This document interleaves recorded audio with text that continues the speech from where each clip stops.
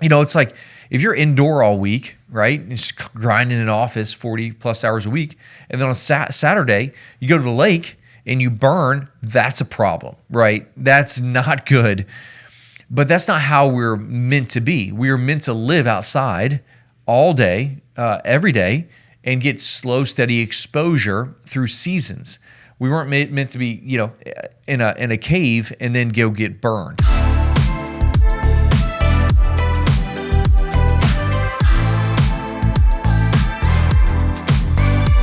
Well, welcome back to another episode of the Real Health Podcast. Today's episode, we're talking about the power of light, sunlight, that is. And does sunscreen cause cancer? Should I use it? And if I do use it, what are the situations that should justify the use of sunscreen? Which sunscreens do you have to stay away from, 100% avoid, and which ones are ideal? That's everything we're going to talk about in today's episode. Welcome to spring. It's beautiful out. We're going to be outside. Let's talk about how to maximize our health with sunlight. We've been told to avoid the sun, right? Let's cover up, bundle up, avoid the sun as much as possible because it's going to cause damaging effects. But what if that advice is actually making us sicker, right? What if that is like the food pyramid? When you looked at it, it was supposed to be the health standard in nutrition. Yet the food pyramid only caused an increase in chronic disease. Skin cancer rates are rising despite more sunscreen than ever before. Did you ever think about that? It's like, why is cancer rates higher than ever before, yet we're spending more money on testing the cause of cancer? Why is heart disease rates increasing?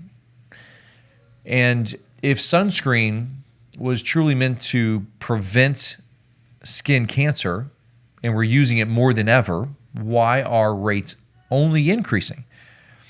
And so what we're going to talk about first is the vitamin D deficiency epidemic. We are extremely low as a society in vitamin D. And so is the sun actually dangerous, or is the relationship with it broken, right? That's the conversation we're going to have today. And it's the relationship, just to jump to it. When we look at the biology of sun, what is the sun actually doing? Why do we need it? Because you need it to survive. And so I have a few points of reference here. The first thing that the sun does is it helps set your circadian rhythm. The circadian rhythm is your sleep-awake cycle. And so that morning sunlight, when you get into the eyes and it gets to the brain called the hypothalamus, it sets your internal clock. Seeing sunlight first thing in the morning is massive at setting the clock for the day. It helps with sleep quality, your cortisol hormonal rhythm, and overall, it helps with your hormonal balance. When you set up your circadian rhythm healthy, which means see sun in the morning and don't see the sun in the evening, right? So turn off the blue lights in the evening and make sure you get that first sunlight exposure when you rise in the morning. That's what helps set your biology up. It's what we were designed to wake and work and sleep according to the rhythm of the sun. Number two, what the sun does is actually there's a component of sunlight or light therapy called red and infrared. And red and infrared light is a powerhouse light for the mitochondria. The mitochondria are your power plant of the cell. It generates energy. So like a plant getting, in essence, sunlight, and that chlorophyll is creating energy for the plant, the same thing's true. Our chlorophyll system, our energy system, is the mitochondria. And that is activated with red and infrared. It boosts production of energy, cellular repair, anti-inflammatory pathways. So that's what the sun is actually doing. Number three is the sun allows for nitric oxide release. We are absolutely in an epidemic of nitric oxide depletion. Nitric oxide is a big blood vessel dilator. It allows for lower blood pressure, lower heart disease rates. But it can't release unless we get sunlight exposure. The sunlight, when it hits the skin, releases nitric oxide. If you're having symptoms of heart disease related to hypertension, get out in the sun. And the fourth thing it does is it increases vitamin D production. In essence, what happens is when you consume cholesterol, yes, you need cholesterol to make vitamin D. It's the backbone of vitamin D. When you consume cholesterol, the cholesterol in the skin is then with the sunlight, with UVB rays specifically, UVB turns that cholesterol into vitamin D3. So this is vital for immune function and regulation, bone health, cancer prevention. It's a hormone in essence. Well, vitamin D is actually not a vitamin at all. So the sun is essential for vitamin D synthesis or production. And the issue that we're seeing is that there is research, and I'm going to give you a range, and it's in between 40 to 70% of Americans are deficient in vitamin D. That's substantial. If you just kind of get close to the middle and just say 1 out of 2 are in a deficient state. And deficient state isn't even necessarily like functionally low. I would say another 40% are functionally low, but deficiency is extremely low, rock bottom.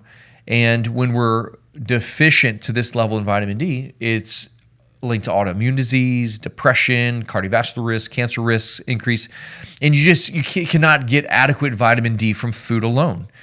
So you have to get sunlight exposure for vitamin D production to happen. Sunlight is the primary evolutionary source of vitamin D. The more sunlight, the better your production. And when you look at, if you look at your labs, optimal levels are close to about 60 nanograms per milliliter. Yet most patients are around 15, 20, 25. They're definitely sub 30.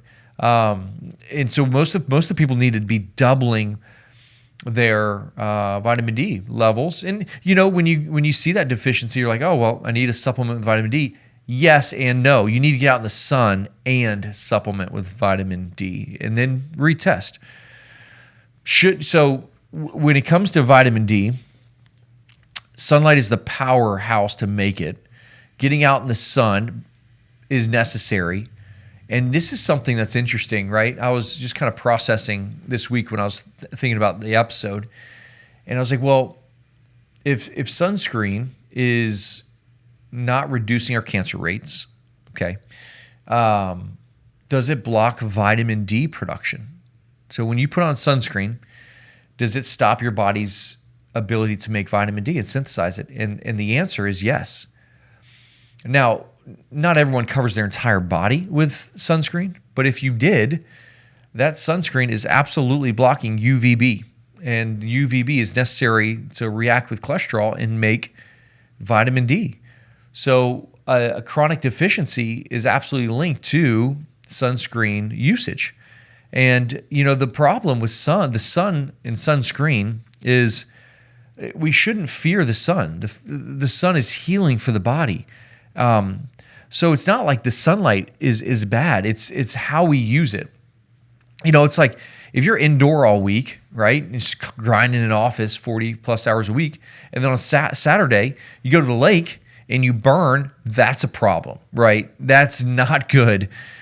But that's not how we're meant to be. We are meant to live outside all day, every day, and get slow, steady exposure through seasons. We weren't meant to be, in a cave and then go get burned, and that's kind of what we get in today's society.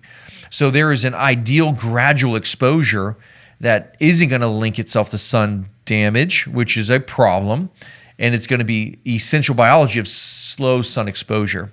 Your body is designed to adapt to the sun, but only if you expose it on a regular basis. And when we look at sunscreen, if it's a high SPF, it's going to block UVB production. And when we look at heavy use, there is issues even beyond the lack of vitamin D production. Like when you look at oxybenzone is a common ingredient used in sunscreen. These benzones, this benzone ring, this chemical ring, is very toxic to the body. It's actually carcinogenic, which is linked to cancer in the body.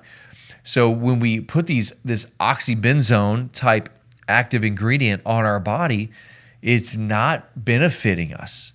It's increasing our cancer risks, and it's blocking vitamin D production. And so not only is it increasing cancer risks, but there's research that shows sunscreen is a hormone disruptor and an endocrine disruptor.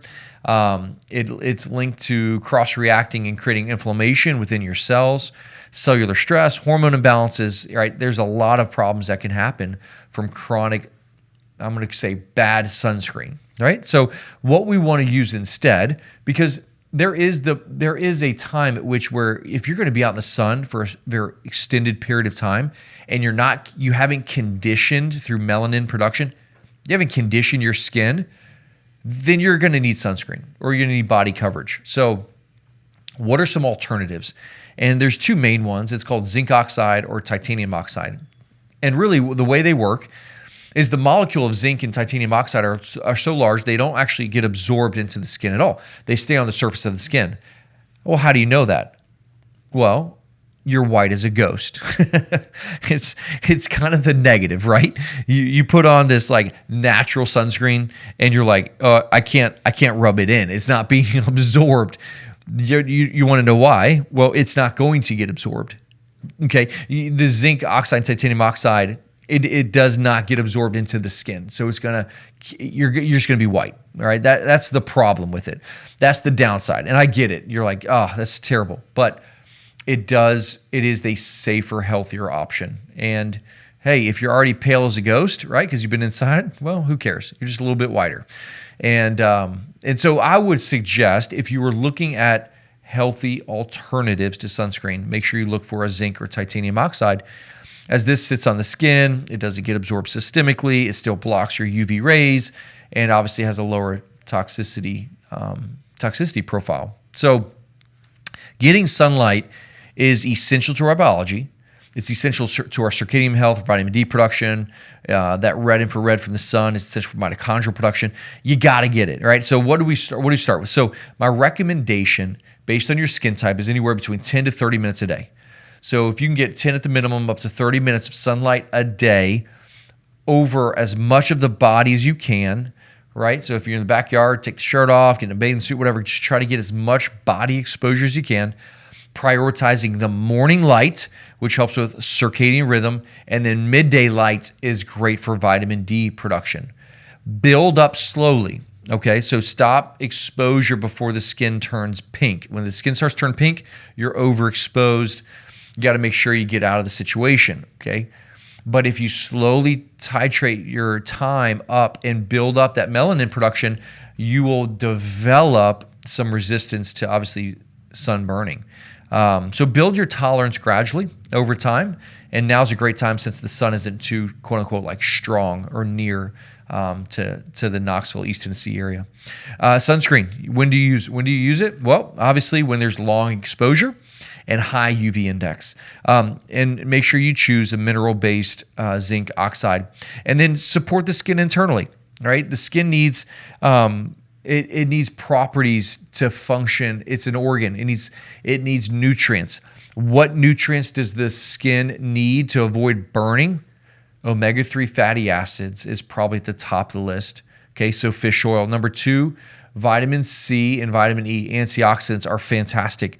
Make sure you're hydrated well. It is essential for healthy skin. And consider that, again, if you are in long sun exposure environments or high UV index environments, to just go ahead and use UV protective clothing. I would say that's a great option for a lot of people. You know, the sun isn't the enemy, right? It's one of the most powerful healing tools that we have in our cabinet, quote unquote. But the key is respecting it, not avoiding it, and don't lather yourself with chemicals that's causing cancer. Hey, thanks for listening to another episode of the Real Health Podcast.